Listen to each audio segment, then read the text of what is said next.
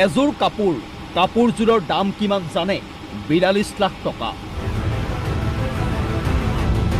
আপুনি হয়তো ভাবিছে ইমান দাম হ'ব পাৰেনে?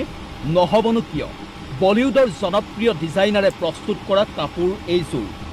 লুণ্ঠনৰ পৰিমাণ চাবলৈ গ'লে কাপোৰযোৰৰ দাম কমহে হৈছে।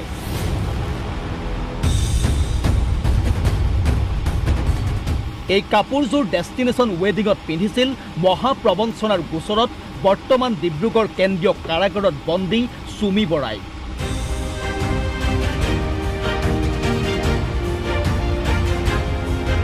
উদয়পুৰত এই কাপোৰ সাজ পিন্ধিয়ে কইনা হৈছিল এইগৰাকী সুমি।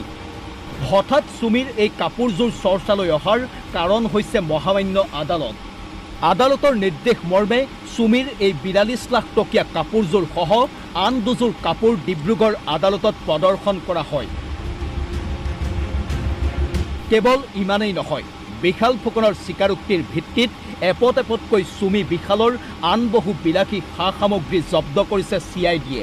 সেইসমূহো প্ৰদৰ্শন কৰা হ'ব আদালতত। বৰ্তমান ৪ দিনৰ বাবে আৰক্ষীৰ জিম্মাত আছে কোটিটকীয়া ট্ৰেডিং কেলেংকাৰীৰ খলনায়ক বিশাল ফুকন। বিশালক CIDয়ে মাৰাথন জেৰা অব্যাহত ৰাখিছে।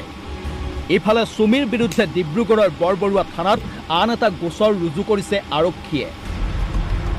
সুমিকো পুনৰ জিম্মাত লৈ বিশালৰ সৈতে মুখামুখিকৈ জেৰা চলাব পাৰে CIDয়ে। দুয়োৰে পৰা এতিয়াও বহু তথ্য উলিয়াবলৈ বাকী আছে তদন্তকাৰীৰ। তপন ওৰফে তাৰ্কিককো জিম্মাত লৈ জেৰা চলোৱাৰ সম্ভাৱনা আছে CIDয়ে। ডিব্ৰুগড়ৰ পৰা ৰাতুল গোহাঁইৰ সহযোগত ব্যুৰো ৰিপৰ্ট।